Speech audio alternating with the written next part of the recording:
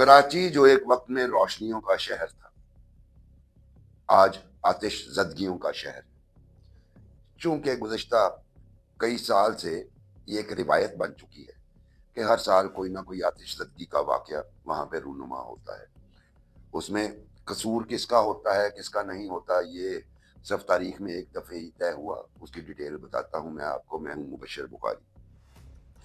अभी 18 जनवरी 2026 कराची में M A Jinnah road पे गुल प्लाजा में आतिश ज़दगी हुई, जिसका ऑपरेशन अभी तक जारी है।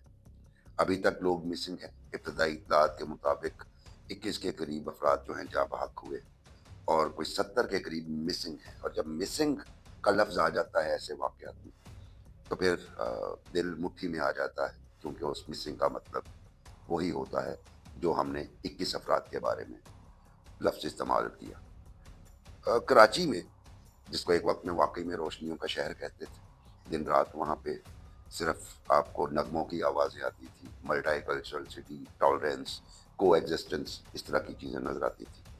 उसी कराची में फिर हमने नफरत के बीच तनावर दरख्तों में बदलते हुए देखे, और उसके साथ साथ फिर कुछ वाक़यात इस तरह के हुए जिन्होंने दिल को दहला दिया।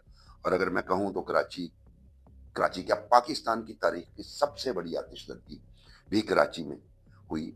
और ये वाक़या है 2012 का। बल्दिया टाउन में गारमेंट्स फैक्ट्री थी, अली एंटरप्राइज की। और ये गारमेंट फैक्ट्री अगर आपने कभी देखी हो, तो चूंकि मैंने बल्दिया टाउन में बेसिकली बहुत इंडस्ट्रियल एरिया है, सारे ट्रांसपोर्टर्स उधर है, फैक्ट्रीज बेताज हैं।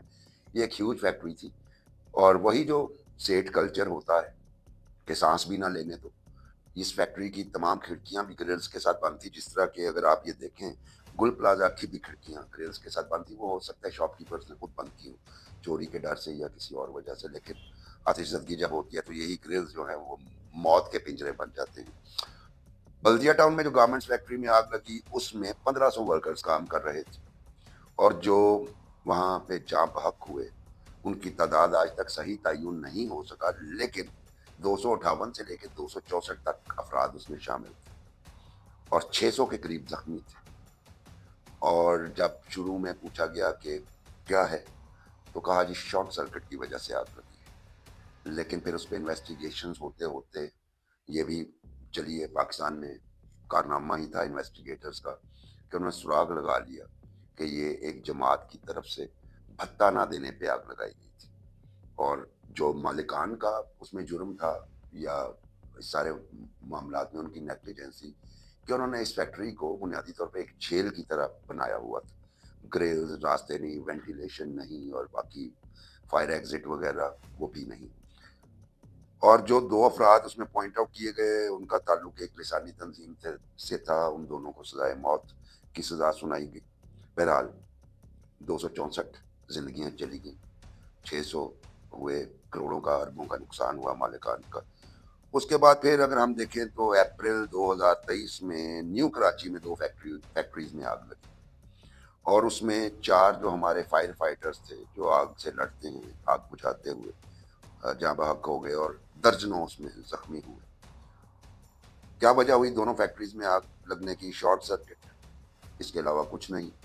हालांकि अगर उसको डीपली इन्वेस्टिगेट किया जाता तो शायद नीचे से कुछ और भी निकल आता। फिर नवंबर 2023 में आरजे शॉपिंग मॉल कराची, बहुत मशहूर प्लाजा है, वहां भी आतिशबाजी हुई। 11 अफराद हलाक हुए और दर्जनों जख्मी हुए। और उसका भी यही कहा गया जी शॉर्ट सर्किट हुआ, और नतीजे में 11 जिंदगियां चली गई।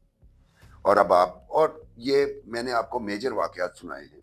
अगर आप कराची का कोई भी अखबार उठाएं और क्राइम्स का सफा देखें, तो आपको हर रोज आतिशबाजी की किसी घर में, किसी फैक्ट्री में, या किसी दूसरी जगह पे इस तरह की खबर मिलेगी।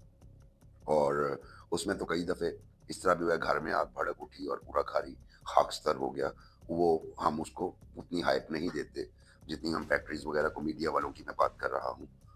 एक जो सबसे अफसोसनाक पहलू है इस मामले का, ये आतिशज़दगियों का, तो वो ये है कि वहाँ पे हमारा जो रेस्क्यू वर्क है वो बड़ा ही फॉल्टी, अगर मीडिया रिपोर्ट से, कि फॉल्टी होता है। और दूसरी बात, वो रेस्क्यू वर्क तो फॉल्टी होता ही है, लेकिन हमारे अवाम का गैर जिम्मेदाराना रवैया और तमाशबीनों की तरह रास्तों में खड़े होकर सड़कों को क्लोज कर देना, ये भी रेस्क्यू वर्क में रुकावट का बायस बनता है, जिसकी वजह से नुकसान ज़्यादा हो जाता है। अब ये गुल प्लाजा वाले मामला पे रेंजर्स तलब करना पड़ी, ये बात ठीक है कि जिनके जान से गए या जिनके नहीं मिल रहे, वो वहीं खड़े होके बेचारे उम्मीद में खड़े रहेंगे। लेकिन बहरहाल वहाँ ये भी आया कि आगे जाने को रास्ता नहीं था, तो फायर टेंडर्स या स्नॉर्कल्स जहाँ भी खड़े हुए वहीं से उन्होंने वाटर शूट करना शुरू कर दिया उसकी तरफ, और पानी अपने उसमें नहीं पहुंच सका। सो हम बड़ा वो इन लोगों को जो रेस्क्यू वर्क करते हैं या हुकूमतें हैं, हम इन्हें बहुत क्रिटिसाइज करते हैं कि जी ये देखिए इनके पास पानी नहीं, इनके पास फायर ब्रिगेड का पूरा इक्विपमेंट नहीं, या इन्होंने बगैर प्लानिंग के इस बिल्डिंग को पास किया। हमें अपने रवैयों पे भी नजरसानी करनी होगी, हमें तमाशबीन की बजाय जिम्मेदार शहरी बनना होगा। और सबसे अहम बात ये कि ये जो इस तरह के एंटरप्रेन्योर्स होते हैं जो बड़े बड़े प्लाजाज बनाते हैं, उन्हें भी अपने रवैयों पे नजरसानी करके कानून के मुताबिक अपनी बिल्डिंग्स बनानी पड़ेंगी। अदरवाइज पाकिस्तान ऐसे हादसा का शिकार होता रहेगा। सो आज जब मैं पुरानी शायरी पढ़ता हूँ, बल्कि एक फिल्म जो 1964 में आई थी चिराग उसका नाम था, उसमें गाना भी था, है रोशनियों के शहर बता, तनवीर नकवी साहब ने लिखा था। तो अब शायद उस गाने का टाइटल बदल जाए और शायद इस तरह हो, ए आतिश ज़दगियों के शहर बता, क्योंकि वहाँ पे आग बहुत लगती है। प्रोग्राम अगर पसंद आए तो लाइक कीजिए, सब्सक्राइब कीजिए, शेयर कीजिए, अपने कमेंट से ज़रूर नवाजिए।